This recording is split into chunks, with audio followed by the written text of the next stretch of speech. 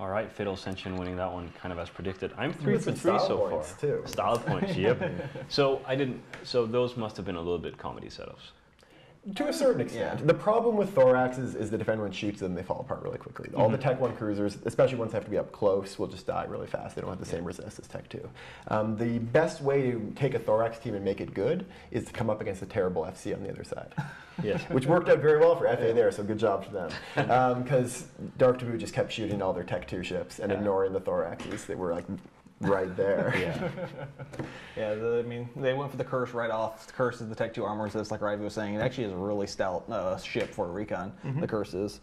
But, and speaking about languages, I went hiking with a few CCP developers that are native Icelanders or have Icelandic, something like that. But and they try to teach us how to properly say Sleipnir, which is how we pronounce it, but it's actually Sleipnir. Yeah, it's more like an A sound in the middle. So just a little bit of knowledge. Probably select the pronunciation for my cold dead hands, just so you know. I'm waiting for the forum post now how I'm saying it wrong. Yeah. All right, so those who are fairly interested, and Dark Taboo 14 points under? I think they thought they could still go through, which they couldn't. No, they were.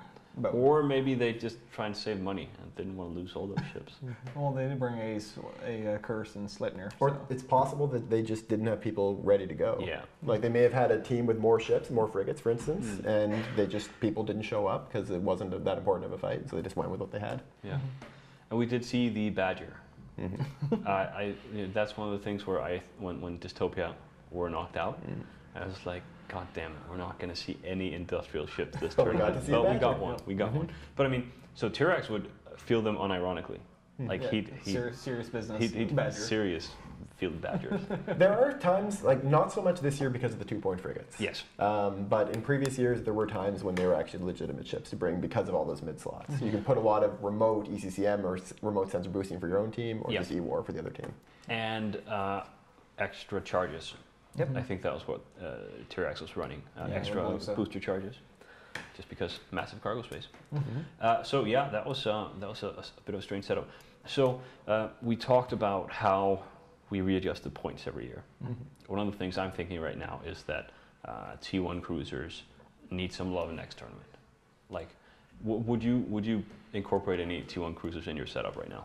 Right now, no. I mean, you get so much more utility out of the T1 battle cruisers that it's really like better to bring, say, a Brutix or a Thorax just because they're so much beefier. They don't have the Thoraxes just don't really have the HP in this type of environment. I mean, they do great damage, but just a Brutix is or a Cyclone. We've seen so many Cyclones. It may be worth knocking those up to 11 points. Yeah, and I mean we're seeing here the hacks and the battle cruisers. The tier 2 battle cruisers, are we not seeing a lot of Tech 3 ships because the T2 battle cruisers are so cheap right now? We've been seeing a decent number. We've seen a fair bit of Proteus. Oh, we've seen a few Proteus. Seen some Lokis. One or two boosting Tingers. Yeah. And so the cruiser's 8 points, the stealth bomber 6 points. Those two we don't see that much. They're both just too fragile. Yeah. Especially in the 12-man setup, there's a lot more frigs on the field that can take out those stealth bombers. What I think has been really eclipsing the stealth bomber isn't the fact that they haven't gotten any worse, they haven't gotten up in points or anything, but what's been making them worse is because assault frigs are so good. Yep. Assault frigs are, as far as I remember, we just saw, I think they're 4 points or something. They are indeed. I guess something like stealth bombers should really be at the same point range as assault frigs, around there. Assault, like they're very different ships. Yeah. So it's one of those things where a stealth bomber can easily take away a game against a lot of bigger ships. So the fact that they can hit at such long ranges, do such damage, and then have mids for E-War, so you can put tracking disruptors or damps on them. That's what caused them to be so dominant in previous years. But this year, the big meta change was so many assault frigs. Right. Yeah, so maybe next year perhaps switch AFs to about 5 points instead of 4, just make them the same as the electronic attack frigates.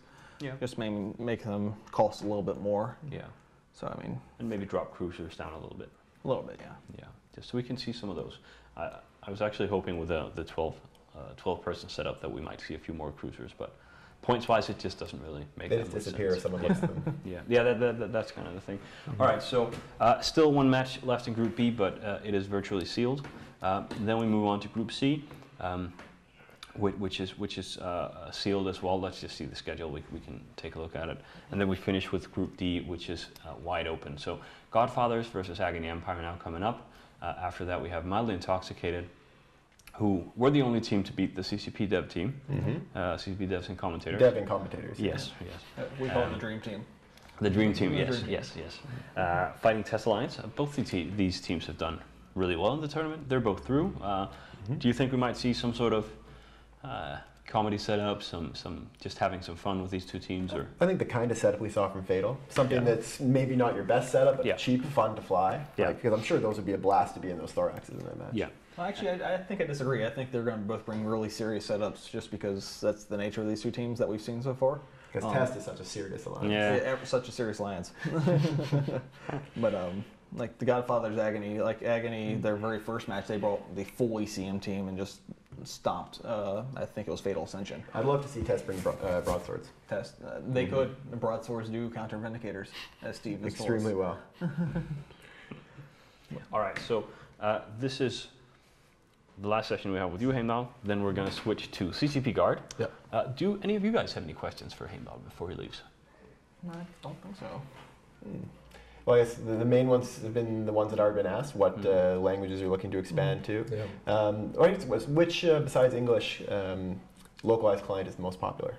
The most popular just among users. Right now is the German client. German? Okay. Yeah. Russian is catching up there for sure. I actually expected it to be Russian number 2, being that there's so many cultural alliances based around Russian. Yeah.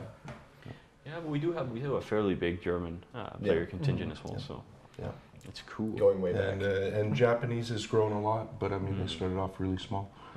Started off around 3,000 players in March, and we're up to over 5,000. I don't think it's going to be very long before we see some Japanese alliances starting to throw their weight around in 0-0. Yeah, that would be really cool. I quite like that. I think that's one of the charming things about EVE, that we have all these like massive thousands, like, at least back in the day with Red Alliance and TCF and just like representing. It's kind of cool. And we still have a ton of Russian alliances in 0.0. Yeah. They seem to be hanging on. Well, I think a lot of the Japanese players are playing catch up right now, skill points wise. Yeah, So, probably. But if Test has proven anything, it's that playing catch-up skill point-wise doesn't have to hold you back. Oh, Rifters forever. Yeah. We might have like a Japanese test starting up soon. Yeah. I would love to see Japanese that. support.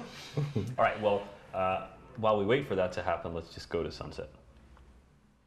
Hello, I'm CCP Sunset here in the commentary booth with Kill2 and Michael Bolton III. How you guys doing? Good. Doing great. We love it here. I have so much fun with my best buddy Kill2. Is that because he buys you ice cream? No, he didn't buy me ice cream. Please. It's like the worst date ever. He dragged me to ice cream and demanded I eat ice cream.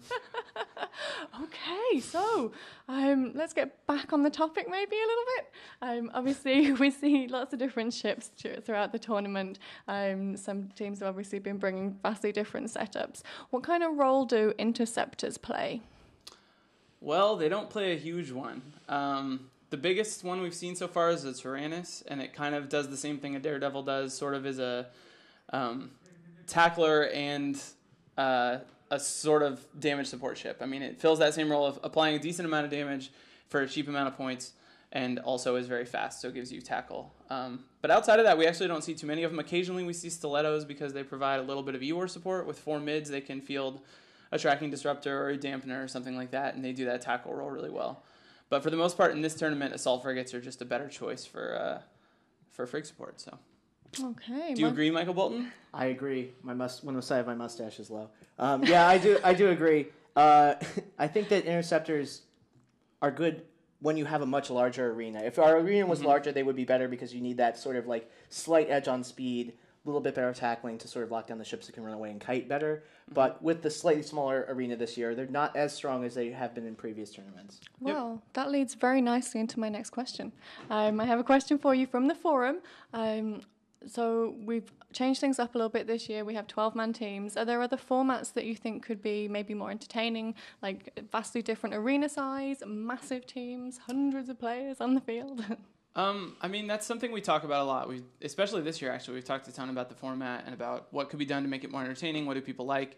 And often it's a technical limitations that keep us from doing things like 100 on 100. I mean, that's a logistical limitation as well. But there are things that could be good, but I also like the idea of having some continuity between tournament formats. Like, if we totally throw out this format and move to something that's really bizarre, it has kind of less meaning than when we can compare it to past tournaments. So I feel like there's definitely some tension in terms of totally ditching it. I don't know. Is there anything particularly you think would be really exciting that would fit well? Death zones.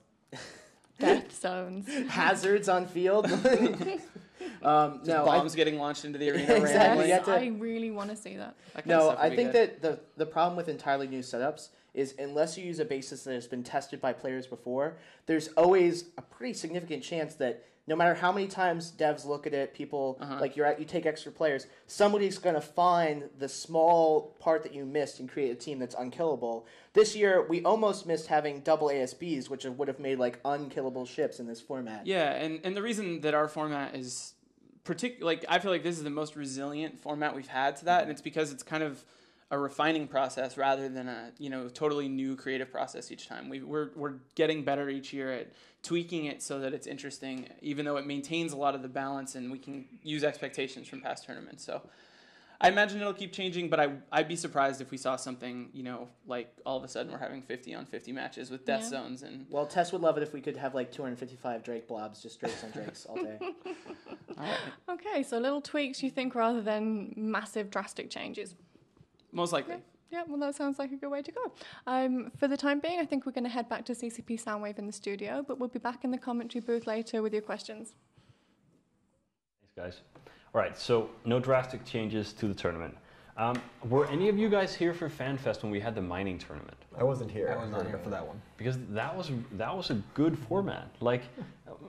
It would be weird changing this, but it was a cool, different, for those people who weren't there, it was basically the team started in different ends of an asteroid belt, and the ore would increase in value, and you were free to shoot whoever you wanted, and once the time was up, the people who had mined the most valuable ore won. So you could start in one end and mine really low end stuff, you could go to the middle and mine really high end stuff, or you could just go balls to the walls PvP and try and kill the other team and take their ore. And it was actually a fairly clever setup. A lot of really strange things came out of it. So maybe at some point we end up moving out of this just to kill each other thing. Objectives in space. Kind of like capture the flag. Yeah, exactly. Something fun like that. Anyway, let's just take a look at the two teams who are about to fight. So Godfathers and Agony Empires. There's one thing, it's always good to have a proper logo. That's in Agony's favor. Fairly small alliances. Godfathers, are they just a tournament team, or are they actually... Nope, they've been around for quite a while. They hang out in Fountain and have bounced around. They've been in Geminate in the past, but always end up coming back to Fountain. So they are quite active on TQ. Agony is a group that is well known for a training program that they run. And I've got a huge amount of respect for them as PvPers. Last time I fought them was invading Providence a few years back, and they were the toughest opposition there. All right, well, let's see who you guys think will win. Both teams have been really good this tournament. I have respect for both of them, but I think Godfathers is going to be pull it out. I'm going to go with Agony on this one. I'll take Godfathers as well. I had Agony, but I'm correcting mine now. I think the Godfathers will win.